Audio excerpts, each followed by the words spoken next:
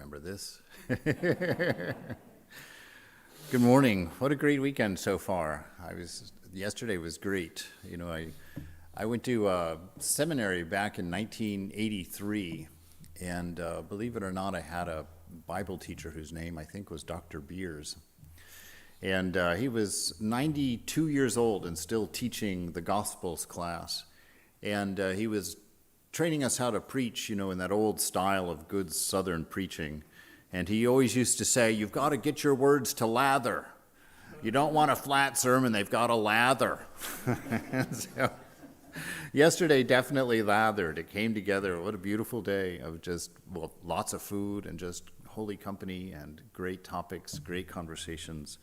It's been a delight, and I'm so fortunate in so many ways. And it's great to be reminded of that, and I thank you for it. Of course, I'm going to start with Hafiz this morning. It's a poem we've heard before, but it's a poem of a great hope that all of us are reaching for at varying levels of desperation, but certainly reaching. He says, light will someday split you open, even if you're now in a cage. Little by little, you will turn into stars. Little by little, you will turn into the whole sweet, amorous universe. Love will surely burst you wide open into an unfettered, booming new galaxy. You will become so free in a wonderful, secret, and pure love that flows from a conscious, one-pointed, infinite light. Even then, my dear, the beloved will have fulfilled just a fraction of a promise he has written upon your heart. For a divine seed, that crown of destiny, is hidden and sown on an ancient fertile plain that you hold the title to. Oh, look again within yourself, for I know you were once the elegant host to all the marvels in creation. When your soul begins to ever bloom and laugh and spin in an eternal ecstasy, oh, little by little, you will turn into God. I want to look at that destiny. I want us to gaze at the stars from where we are.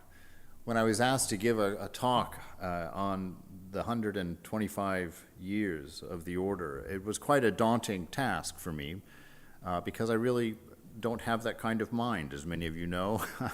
I can't remember what I did the day before yesterday, let alone what the disciples were up to 100 years ago.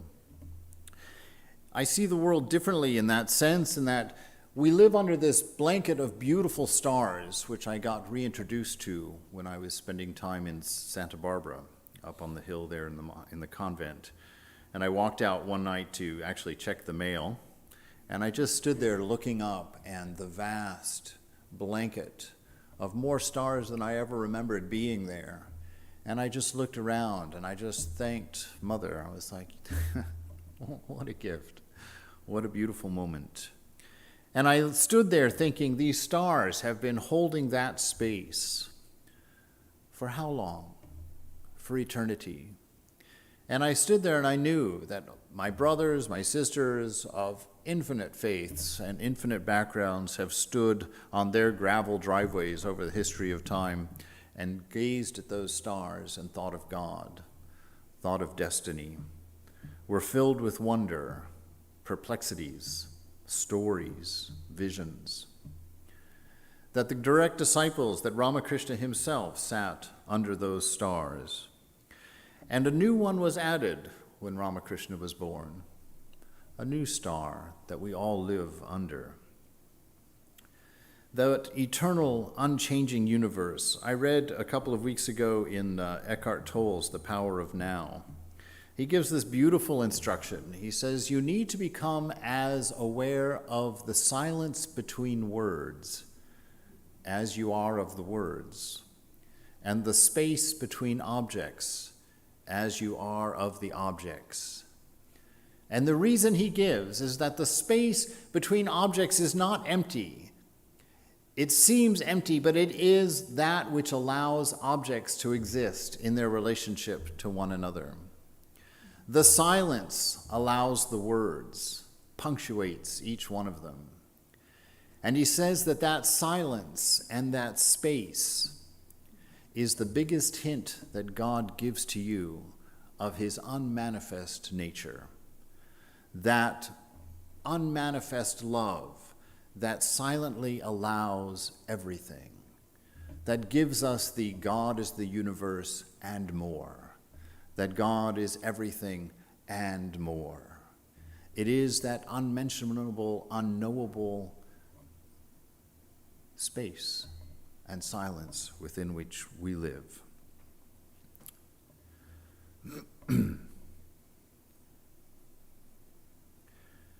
We have those unchanging stars now given to us all through our history, each one of them with the name of Rama and Krishna, and Buddha, and Jesus, the Divine Mother, Ramakrishna.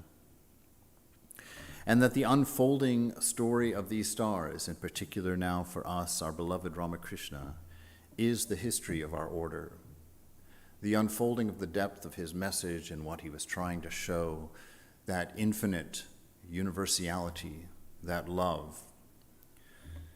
In the biography, in Swamiji's message about his master, he says this beautiful thing. He says, the time was right for one to be born. And even that statement got me thinking.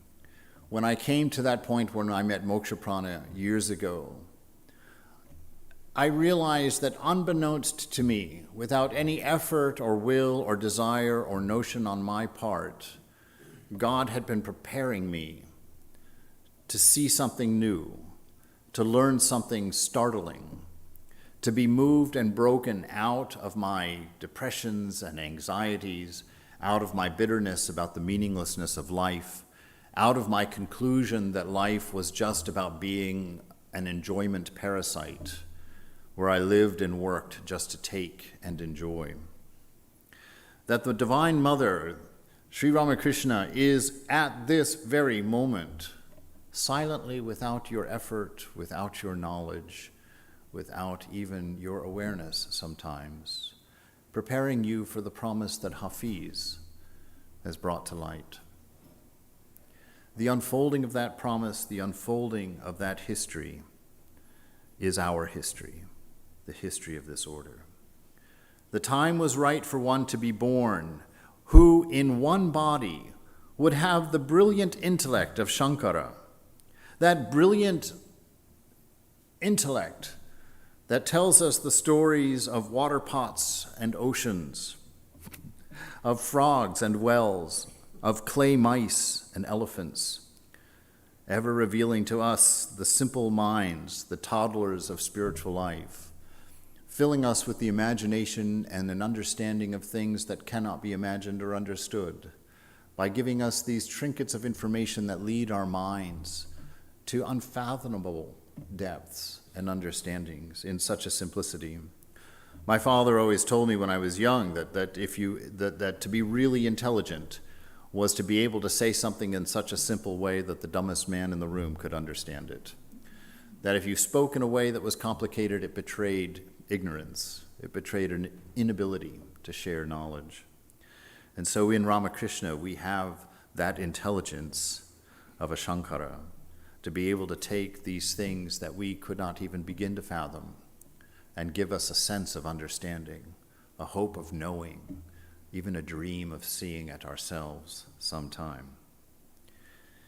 This one body that told us of a wonderfully expansive, infinite heart of Chaitanya, an ocean of God's beauty, an ocean of immortality that was free of fear, an ocean that we could sip from, jump into, inundate ourselves, dive deep, and find the gems that lie around our own inner self, our own inner heart. One who could see in every sect the same Spirit working, the same God, to inspire within ourselves this dream of realization, this notion that, oh my God, you're going to let me see that someday. You're going to let me understand that. And that understanding, when it comes, is going to be the most intimate and direct thing I've ever imagined. It won't be the sparkling dust of a piece of knowledge, of a thought that's one amongst millions with strands of relationships around them. It will be my very own self. Something unfathomable and beautiful that I've never imagined. That in this own quest for realization, a life would be lived for the welfare of others, that I would learn that all of us together are that journey, all of us together are that history, and all of us together will realize that one nature. That if all of us at this moment could find that inner self, could go to that place, as it were, and to turn around and look inward, how odd it will be when we see each other there. Each one of us in that same singular presence, sharing that same singular heart, that same singular existence, that same divinity.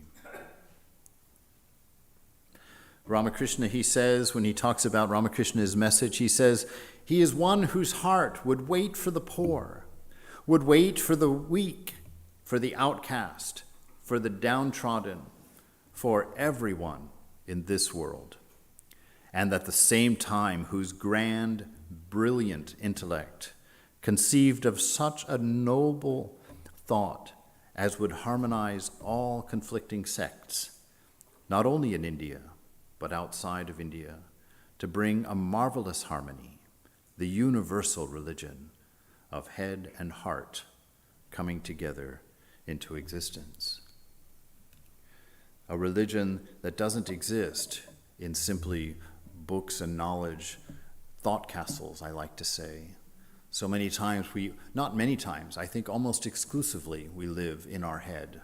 The highest joys we have are thinking and emotions, these notions of hope and dreams and ideas that we play with, that we go to school and are taught to move with. And yet, there's a hint that they have almost nothing to do with the highest joy, with the highest knowledge. That behind all of that thinking, behind this magical mind that has become this universe, just by adding 2 ingredients to its purity, me and mine, splits into 1,000 lights and 1,000 pieces of mystery and wonder that keep us a bit overly entertained in our life. But to know that that self, that dreamer who's watching the mind, who's watching the body, in an eternal patience that is your own patience. That when you sit in meditation and you begin to squirm in your chairs, you look down and it's only been 3.5 minutes and you've still got 57 to go, you're sitting there thinking, how can I do this? You can know there is a you that has been sitting there silently not doing and watching and observing for lifetimes, undisturbed, outside of time, the very definition of forbearance. It belongs to you. That when Mother says, forbear, forbear, forbear, she's not saying that you have to go out and get forbearance. She's saying, introduce yourself to your real self, that self that knows forbearance, that is its very definition. Be quiet, sit back, and know yourself to be. There is no chance for the welfare of the world, Ramakrishna said, unless the condition of women is improved. It is not possible for a bird to fly on only one wing. Hence the Ramakrishna incarnation, the acceptance of a woman as the guru, hence to his preaching and the motherhood of women as the representations of the Divine Mother. This wonderful sense of equality, that a bird flies with 2 wings, both equally necessary, but not the same wing. That this respect and this allowance of freedom, it's It's an odd thing to talk about as a man, one, because I don't have the right to talk about it, because really it's largely due to men that women are not in the proper position and not respected in the proper way. That in this world, quite often, and unfortunately so, might makes right. At the end of the day, I can push you over, so I get my way. And there's an apology due for that in this new incarnation. This new incarnation where we learn that we are both wings of a bird, that neither of us is more important than the other, that both of us, through a harmony, through a respect, through a dedication, through a lifting up, are responsible to the other to hold the bird in the air.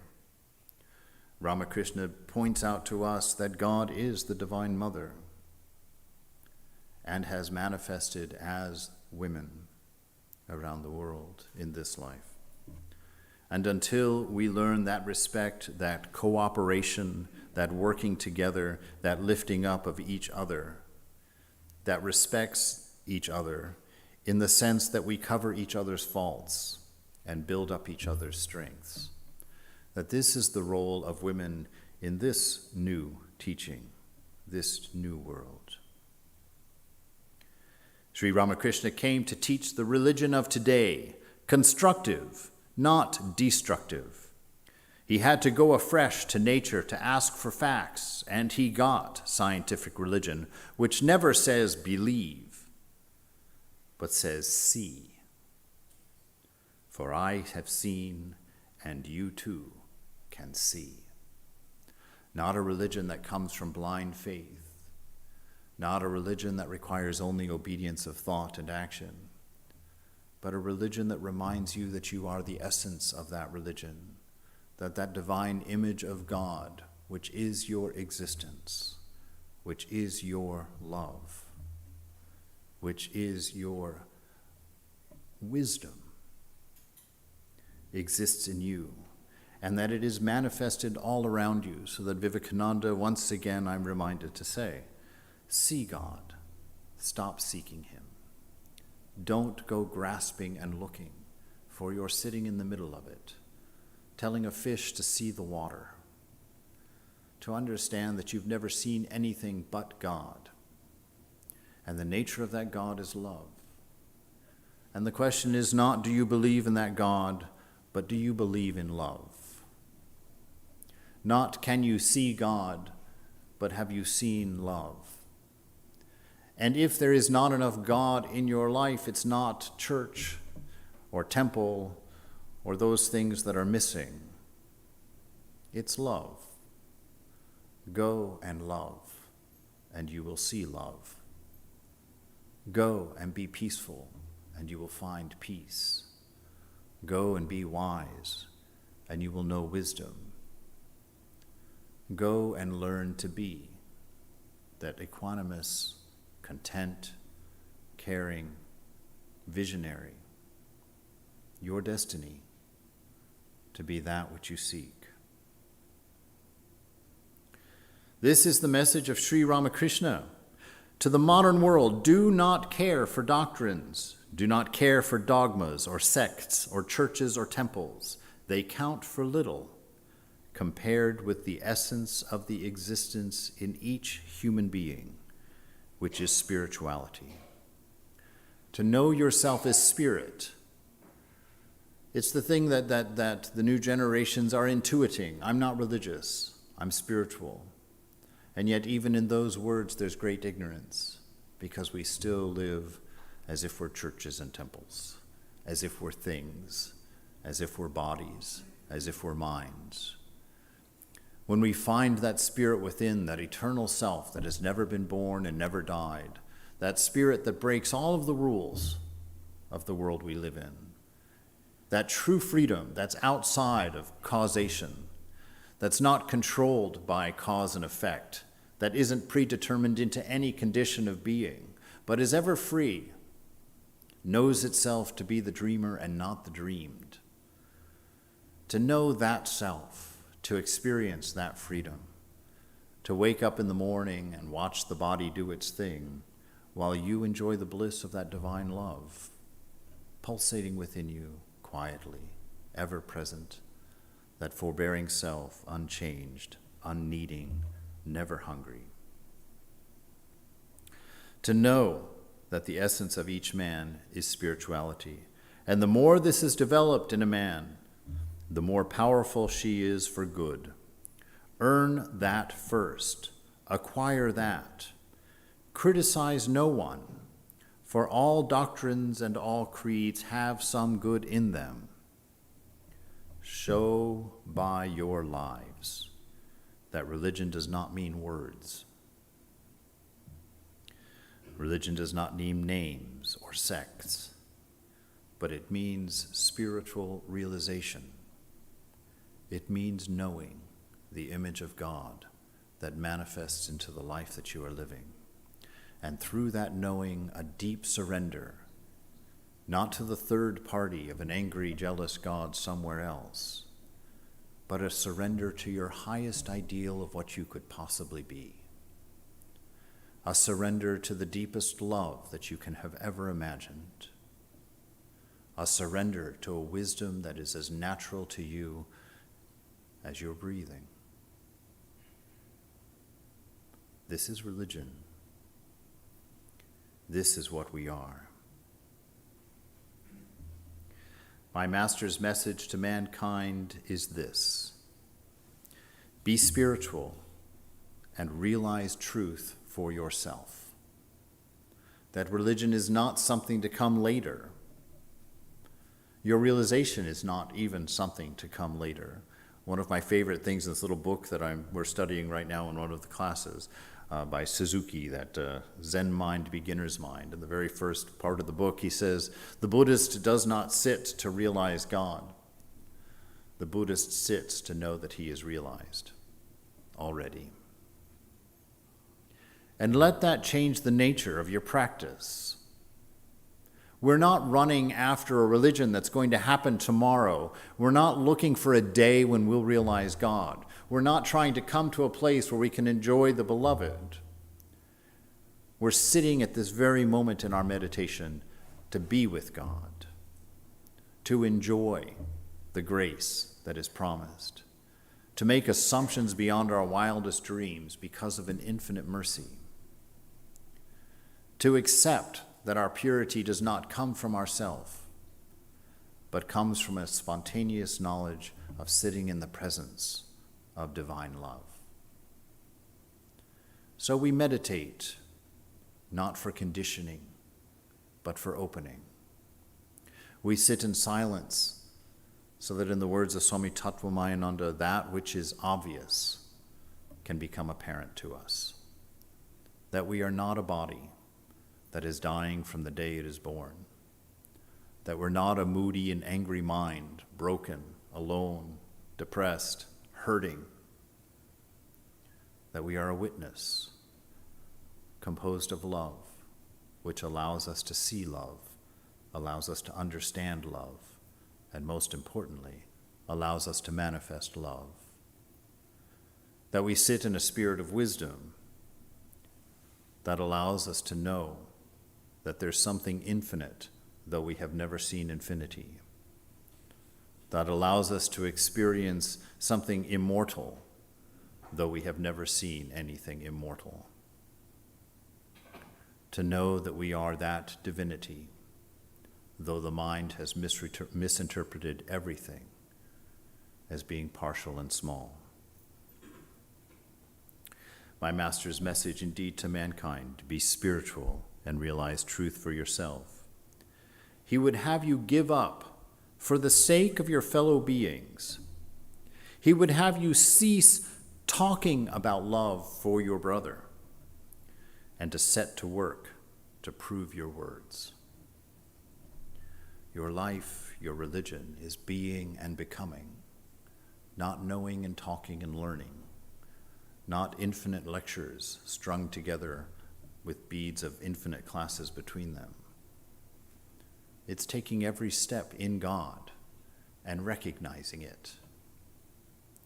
It's seeing love all around you and fanning it, setting fire to it, breathing on it, It's looking for the good in each other and dedicating yourself to encouraging that and to lifting that up and to praising that and finding it solely in one another, never thinking for a moment to criticize, to break down, to feel better than, because you're touching the oneness you share with the one next to you.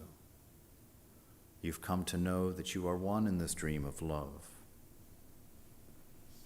Just like was pointed out yesterday by our brother here, that it's cooperation, not competition. It's oneness, not multiplicity.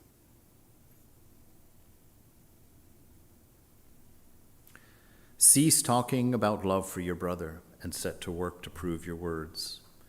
The time has come for renunciation, to do away with the things that you've misunderstood, to do away with the things that you thought you wanted, that you thought you needed, that you thought you longed for, and to realize that cars and sexes and experiences and pleasures and foods and rests and houses and vacations and children and grandmothers were all but various names of one, that divine love manifesting in all of them, mere dancing reflections of what exists in you. That when you look at that person you love, that love is not coming from them, it's being reflected back from you. When you find that partner that in that titillation of this world makes you feel elated and connected, it's not because of the other person. It's because somehow that mirror has aligned and brought out of you a love that you deeply enjoy, because you recognize its intimacy as your own.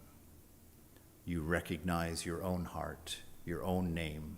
You're reminded of your own infinite transcendence, the possibility of becoming, the possibility that there is a truth bigger and brighter and fuller and certainly more wonderful than anything in the mundane world.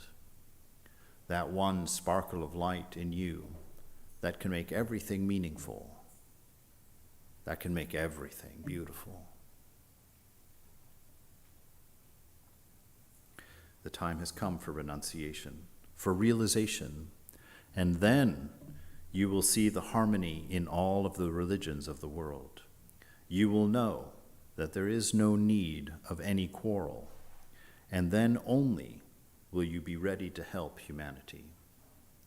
When you know this oneness, when your service is no longer service but worship, because you're lost in love, there has never even occurred to you a selfishness or a better than. Only then are you ready to serve and help humanity as such. Only then can you live and reach and manifest what you have always been. The time is for renunciation. Let go of the petty things of ego, the petty things of body, the ever-changing things of mind. Wake up and see their nature, Ramakrishna says. Understand the changing is not real. Anything that changes will slip through your fingers. As sure as you go and try and gather 2 and 3 more to replace it, the only thing that will happen is you will grow tired. Wear yourself out until the body is old and you can no longer reach for the things you thought you wanted and needed. If we don't learn that lesson, there's nothing but bitterness of old age, the disappointment of death, the loneliness of being old. Learn now, while you're young, while the body is able to sit and find its silence. Learn now that bliss that exists within you, so that when you're sitting in that rocking chair, unable to get up without the help of 3 nephews and an aunt, learn now that the bliss is even there. I know I've shared of Swami Sitananda, but I'm going to remember him again for you. That in his old age, when he couldn't move, his hip was broken, he had a bone infection in his heel, and he sat there in that chair in Olima at a retreat center in the middle of nowhere, really, 2,300 empty acres around it, no visitors, no friends, no radio, no television. He would sit there in that chair all day long and sleep in that chair all night long. And every time I went to check on him, I would glance in the door just to see how he was doing. Every time he had that watery-eyed glance at nothing with a beautiful smile of contentment. That his last acts, as he grew old and lost this ability to walk, was his mind began to go. But what did that mean for him? What did Alzheimer's mean to Swami Sitananda? It meant that instead of bringing flowers to the little shrine of Mother on his dresser in his room, he started putting them on the mechanic's bench, and he started putting them in the refrigerator, and he started putting them on Vimukta's chair at the front door, and he started putting them on the kitchen counter. His worship of the Divine Mother became everything, everywhere. That I drove in one time, the story, he would laugh and be horribly embarrassed that I tell this story in public, and I always wonder if I'm going to get in trouble one day. But I drove in one Tuesday morning to do my day of karma yoga at the Olima retreat, and while he was still able to walk, he used to go out to the vinca patch, those purple flowers that grow all over that retreat center. And he was out there, standing there with his shirt on and his jacket on, picking the flowers and putting them in his basket with no pants. And I drive up and I turned down or I rolled down the window. I said, Maharaj, I think you forgot your pants. I guess it is so. He kept picking flowers and went back into the barn.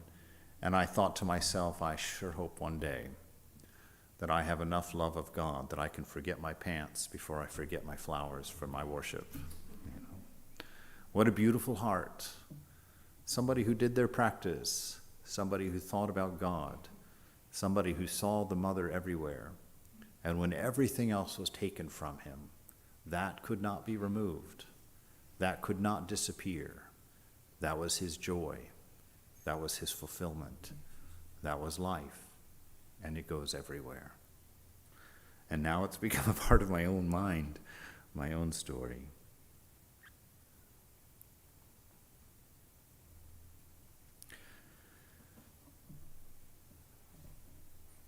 Ramakrishna tells that story of counting the leaves. You know, the one of the mango grove, right? He says, you're not here to count leaves, which I think we spend a lot of time doing, perhaps. We spend a lot of time learning things, but not enjoying and sitting and soaking in the things that we know, that we hear about God's mercy, but we don't soak ourselves in God's mercy. We hear about infinite love, but we don't soak ourselves in infinite love. We know of our immortality, but we don't take any joy in our immortality because they've become leaves for us. They've become ideas that we've collected. We haven't sat with them and come to know that they are real, the only real thing that we have. We haven't come to know of their truth, of their eternal existence. If we had, how could we sit without being bursted out in joy, without jumping up and down, without the life of a Thakur, the life of a Holy Mother, a constant giving in the celebration of love, doing beautiful things not for any reason, but doing it because you see God while they're being done, because you know the most intimate thing about yourself as they're being done, because you're watching something that was not apparent become real as you love, as you care, as you give. His ideal becomes one of perfect love, Vivekananda says, one of perfect fearlessness of love. The highest ideal of such a person has no narrowness of particularity about it. It is love universal, love without limits and bonds, love itself, absolute love. This is our beloved Thakur. This is the history of the order, the unfolding of this infinite love through time, the probing and learning, testing and trying its depths, its breadths, its meaning. to try and put it into an inspiring action, to try and find it in ourselves so that it radiates out with no particularity, no separation, no judgment for people's religion, for people's politics, for people's races, for people's sexualities, for people's problems, sicknesses, diseases, shortcomings, whatever it might be. Our love flows. No love of the mercantile, where we're constantly keeping track of how much we've done for somebody to make sure they're giving at least something back to continue our efforts in that way. That's life in the ego, life in the mind. But the life before mind, there's no accounting there. It's free even of karma, free even of samskara. And that is where you are. That is what you are. His ideal, again, becomes one of perfect love, one of perfect fearlessness of love. The highest ideal of such a person has no narrowness of particularity about it. It is love universal, love without bond, without limit, love itself, absolute love. Master asks, what is vijnana? What is this higher knowledge? It is knowing God in a special way. The awareness and conviction that fire exists in wood, that's knowledge. But to cook rice on that fire, to eat that rice, and to get nourishment from it. You're not a grocery clerk, you're not the mailman. You're love. And you don't go to an office to do your accounting, or to move paper, or to command legions, or to earn a paycheck. But you go to the office to take care of the people that are at your office. You go to the office to love, first and foremost, and then incidentally, you'll do some work, get some things done, move some things forward. But your experience is one of worship, one of contentment, one of freedom, knowing that the body and the mind would carry these things on without you. You are the love that gives them the energy to do so, that gives them and shares that existence to do so. To cook rice on that fire, to eat that rice, and to get nourishment from it, that is vijnana. To know by one's inner experience that God exists is knowledge. But to talk to her, to enjoy him as a child, as a friend, as a master, as a beloved, that is vijnana. The realization that God alone has become the universe and all of the living things around you and in it. That is vijnana. To not feel any separation between you and the person next to you.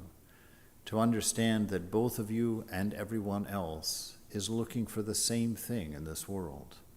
For security, for safety, for love, for appreciation, for warmth, for compassion, for trust. And we have an infinite amount of that within us to give to each other, so that it doesn't have to become a disease or a sickness, or to manifest itself in a desperation of life, of grasping and trying to pile something within ourselves. That through being great people, we remind everyone that everyone is great in their own way.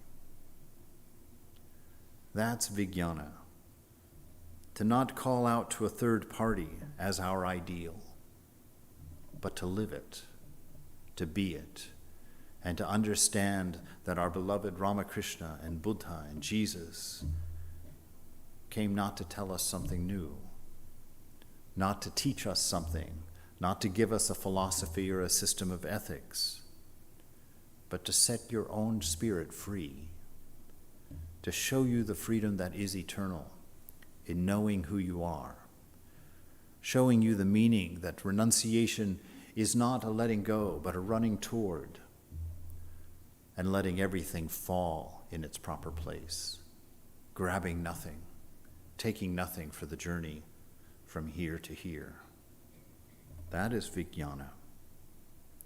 The lover has passed beyond all these things, beyond rewards and punishments, Vivekananda goes on, beyond fears and doubts, beyond scientific or any other demonstration. Sufficient to him is the ideal of love, and it is not self-evident, and is it not self-evident that this universe is but a manifestation of this love?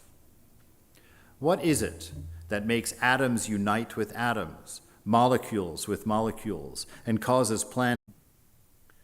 Do you go to the body to find out how you are? Oh, I'm still tired. Oh, I didn't sleep well. Do you go to the mind to find out your mood?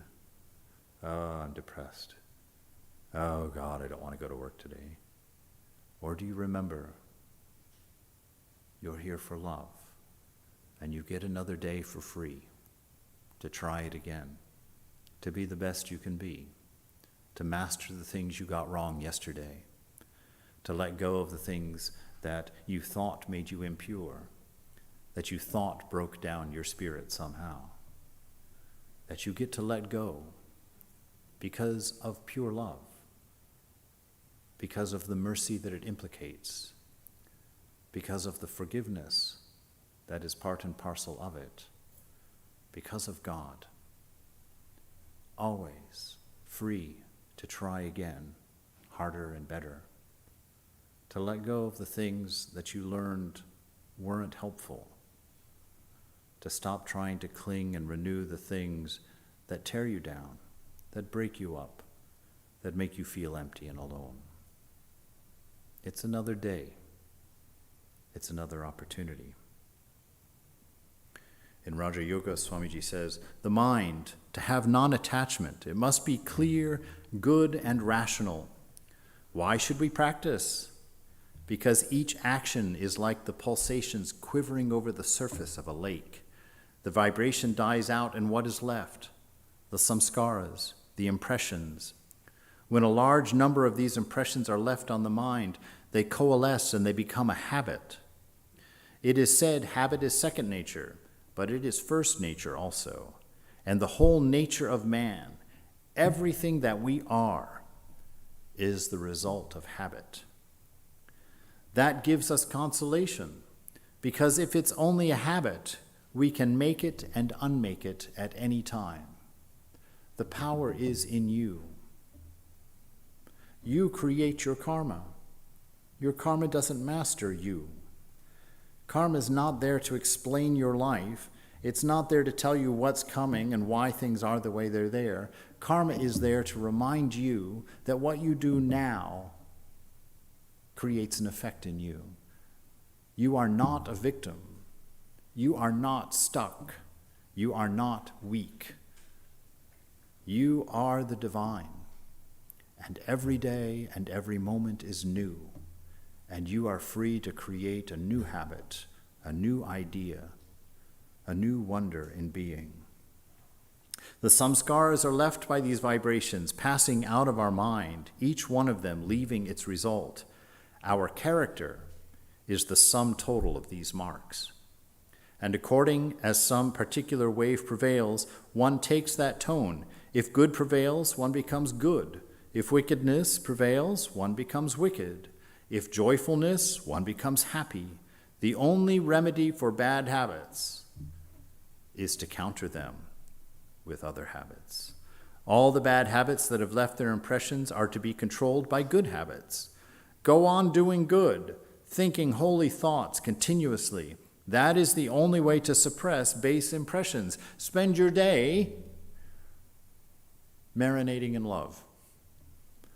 Spend your day marinating in wisdom, soaking in your immortality, believing and being filled up with the chance that you have to be new, to start again, to rise up and express this idea that you know exists, this reality of an infinity and a love that bears every name.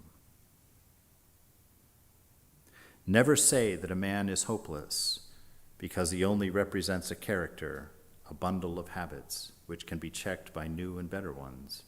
Character is repeated habits, and repeated habits alone can reform your character.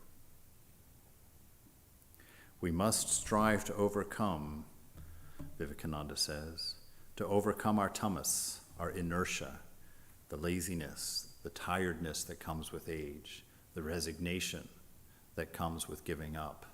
We must overcome that tamas.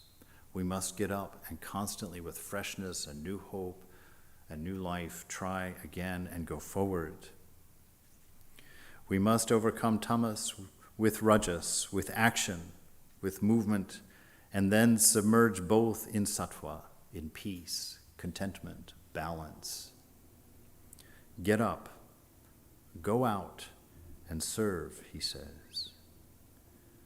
Hafiz, to end this morning, has a poem saying the same to you. He says again, the work starts.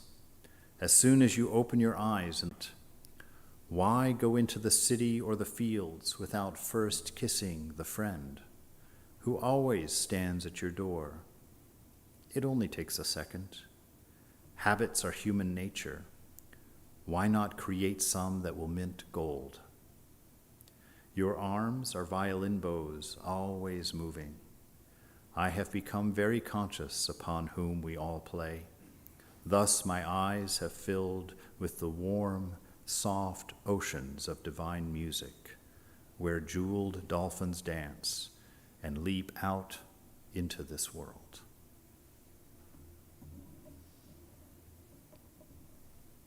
Take some time to think about those things.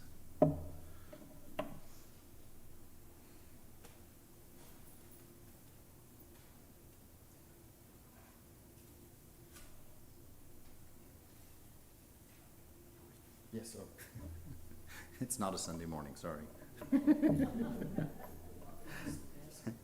If there's any questions, concerns, challenges, corrections, ideas, wonders.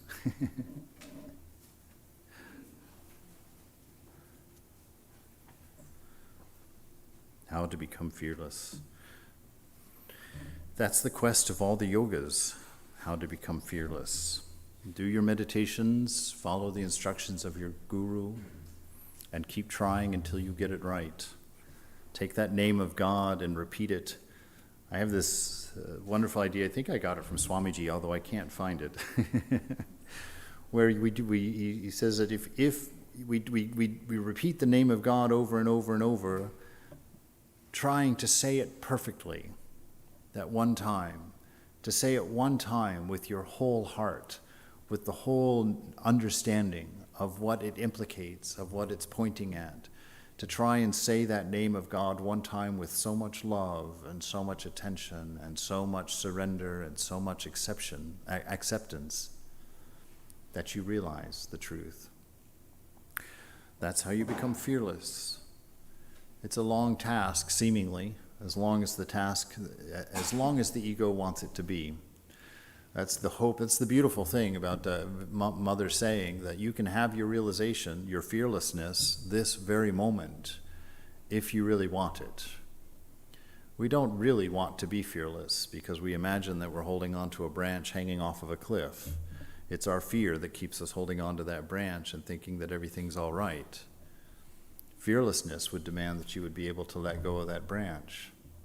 So fearlessness is as much of a decision as it is a practice, as much as it is a result. But fearlessness comes only with the understanding of a pure love.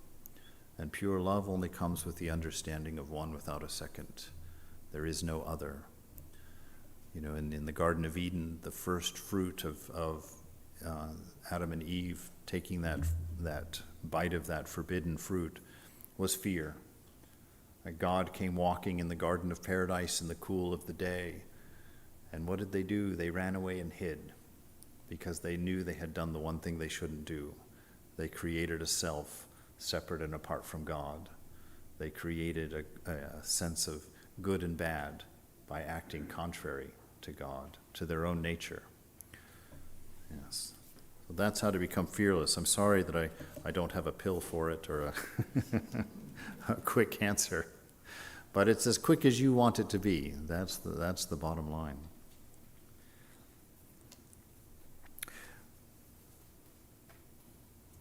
Why do I tear or cry anytime I feel Swami Vivekananda, Ramakrishna, Mother's Sharada's presence? Why not? It's those tears that make you pure. It's those tears that wash away your samskaras. Those tears that wash away the hurt, that wash away the mistakes. In their presence, at some stage, all you can do is fall down and just say, I'm sorry, I'm sorry, I'm sorry, I'm sorry. You're a toddler in front of the Divine Mother, knowing that you haven't done your best, knowing you stole the cookie, so you cry. And that reassurance that comes from Mother, then the tears become one of gratitude, of gratefulness, a depth of acceptance. Yeah, it's quite natural. It's a beautiful thing. And why, in particular, Vivekananda, Ramakrishna, and Mother?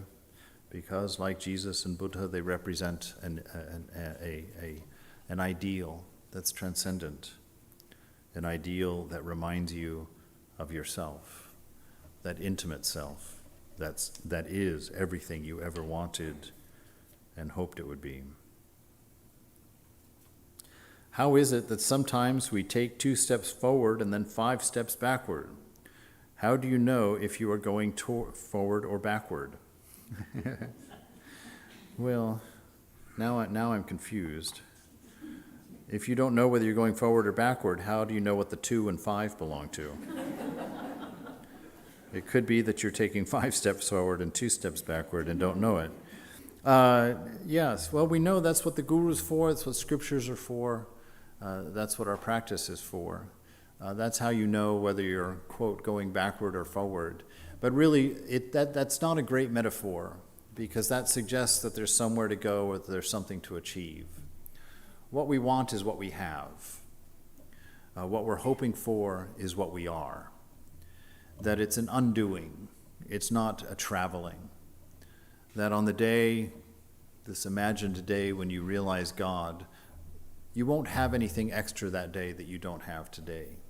There won't be some piece of knowledge that you have, there won't be some new ability that you have. It will be simply that for the first time you were ready to let go, that you were ready to drop the things that haven't worked, and you were ready to surrender to your own divine self. That will be the difference that day. But it won't be anything different. At this very moment, you have everything that you need to be free, because otherwise it wouldn't be your nature. If you had to go acquire something, it wouldn't be you. But the sages say that we wake up to ourself. So yes, that's how we know. Don't frame it like that. Be. And take me and mine out of all of your thinking, and keep stepping backwards into the lap of the Divine Mother by not thinking anything, not cognating anything, but seeing things as they are for the first time, without the mind telling you what they are, without the body defining them for you. Be in them. Where and what are the obligations to get together all religions under one shade, humanity? Where and what are the obligations? I don't fully understand the question. What are the obligations to get together all religions? There's not an obligation for anything but to know who you are.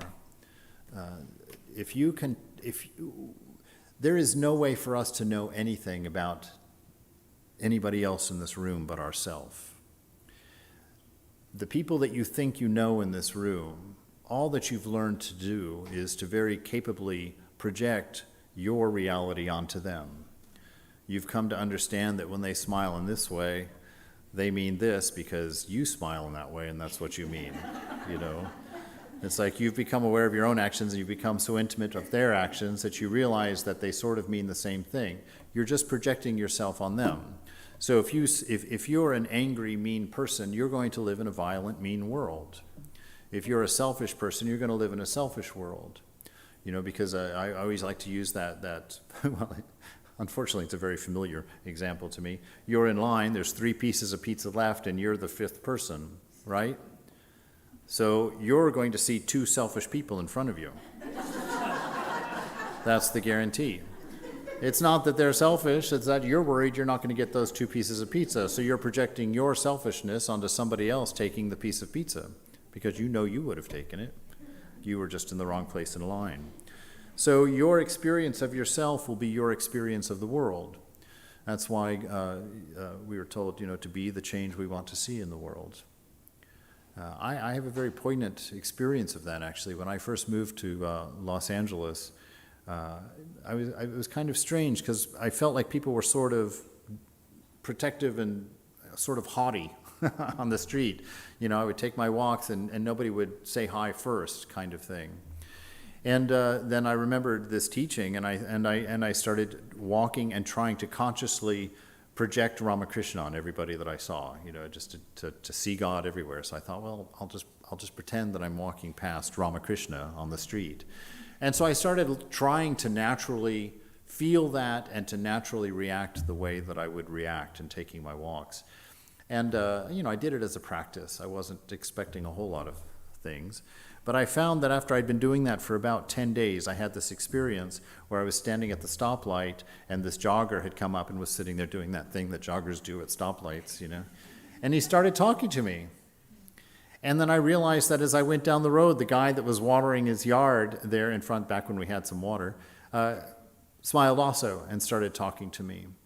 And the woman at the cash register at the grocery store, when I went in to buy some more tomatoes for my lunch, was very free in conversing with me. And I realized that by adopting the comfort that I would feel if Ramakrishna was everybody that I talked to, I removed my own unconscious defensiveness, my own shyness, my own protective layer that I didn't realize I carried around, that prevented people from feeling like they could talk to me freely, that prevented people from thinking that they could be friendly with me safely.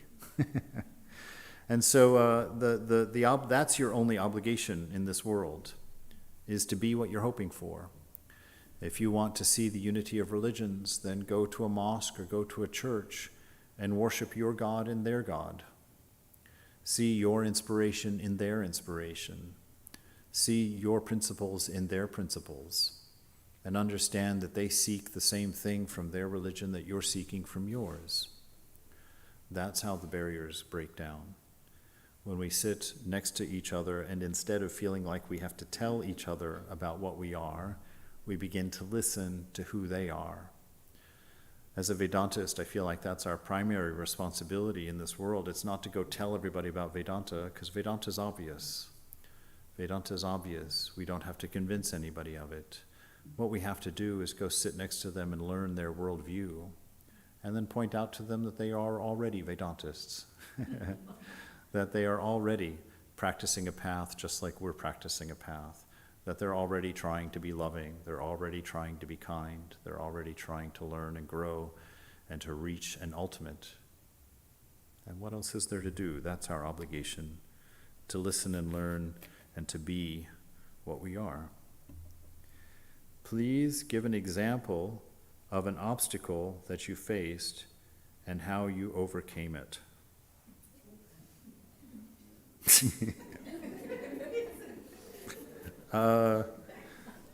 Well, let me think about that one. An obstacle.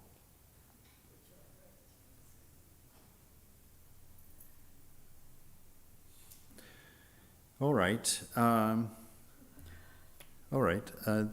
go for it.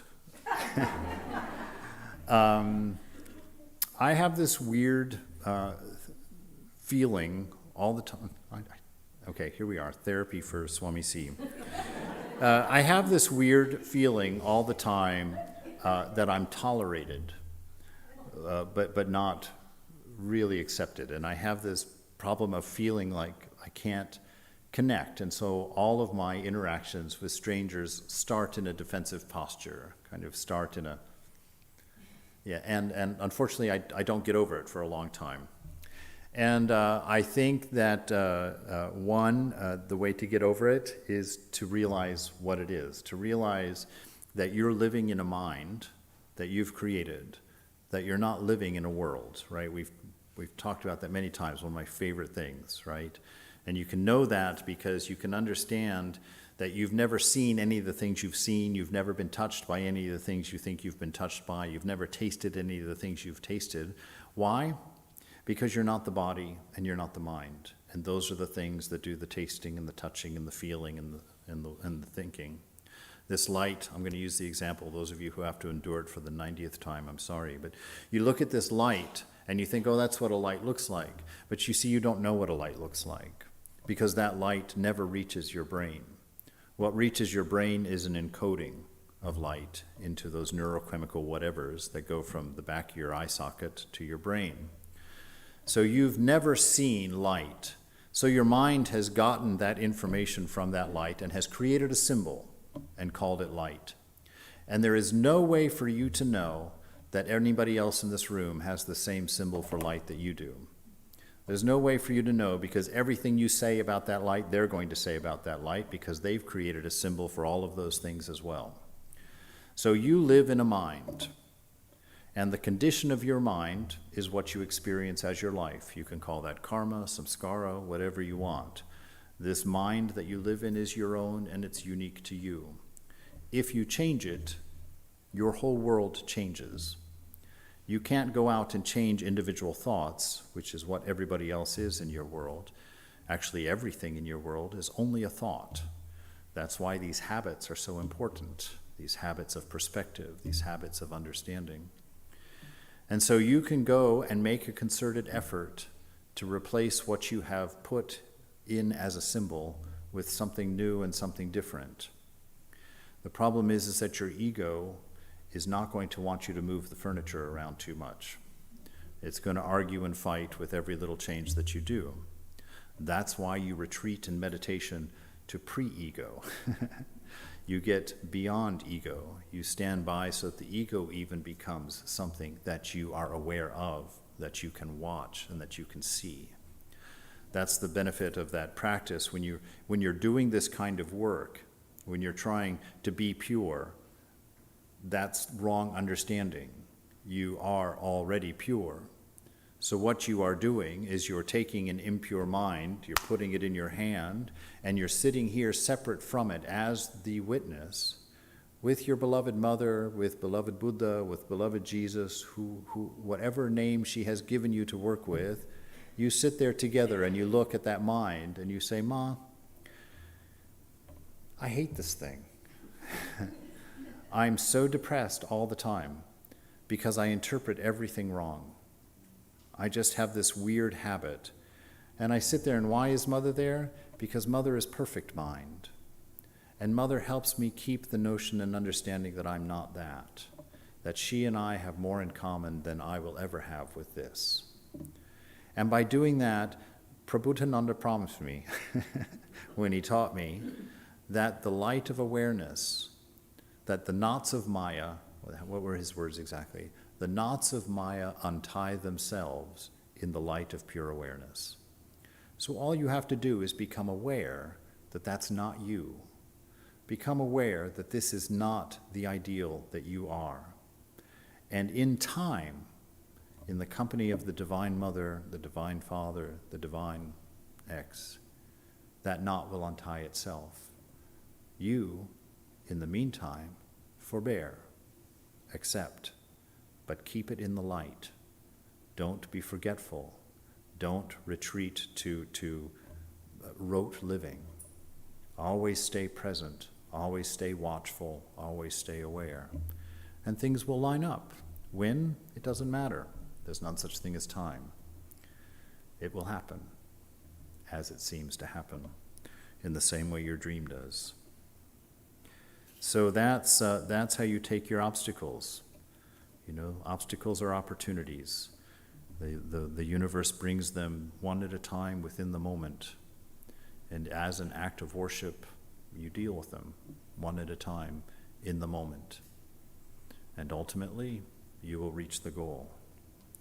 The only speedometer measures your sincerity and your earnestness in that effort. The thief steals, the murderer murders, is an act of love. Did I hear that right? Yes. Yes, you heard that right. I hate that truth, and I hate saying it because it's I think one of the most difficult things to accept. This is the way I've explained it to myself. This happened on a bus ride to work actually one time. I was reading Dostoevsky's Crime and Punishment when I was trying to figure this stuff out. Anyway, okay, you have a continuum, all right, from pure material, where this is the only reality, and pure spirit, all right? And all of us are somewhere along this continuum. At this end, you have a Hitler, all right? His ideal is purely physical. He judges people by their ancestry, their body type, their eye color, their hair color, whatever it is. He had his ideal. He loved his ideal. But because his ideal was purely material, there were a lot of people that didn't meet his ideal that he had to take care of. So his ideal was very beneficial to him in his eyes, and the thing to be attained. It hurt a lot of people. It hurt the world for a long time and is still hurting the world. That love that he had for the particular caused a lot of damage and causes us our very unhappy life. At the other end of the spectrum, we've got a Ramakrishna who's fully aware of his nature as spirit, that he's one without a second. That's his ideal, and he loves it. I'm going to use Jesus, actually, because in the original one I was using Jesus for an important point I want to make. So Jesus loved, and his ideal healed a lot of people, helped the world for a very long time, is helping the world. But it did hurt a small number of people because they crucified him. So you see, we're here, or maybe starting here, and we're trying to move as far to this side as we can. And sometimes when our love is inaccurate, when it's based on our body's needs and wants, when it's based on our mind's moods and beings, we make wrong decisions. We don't manifest love as a pure love, as an undefined love, as an unconditioned love. We manifest our love with a strong condition, with a strong particular, a strong direction. And the people who are not the beneficiaries of that love are the sufferers of that love. So in that light, you can see that everybody is motivated by love, but not everybody knows who they are. And so their love is not pure, and their love is not universally helpful. So that is the reason we sit. That's the reason we pray. That's the reason that we try to be alert and very careful, because the peace of this world doesn't have to do with anybody else's thing out there. It's your mind. It has to do with your purity. It has to do with your vision. It has to do with what you're pursuing. Because if you're trying to get something from the world, you are inadvertently taking from someone else. If you are trying to help a particular, you are inadvertently hurting the general. When you chose one man or one woman to marry, you rejected everybody else. So keep that in mind. This is how we take care of that problem in the world. All right, and the last question just says thank you. So are there more new ones, new ideas? If not, how are we on time? Perfect. Oh, perfect. Good. Look at that. Jai Ma, Jai Thakur, Jai Swamiji.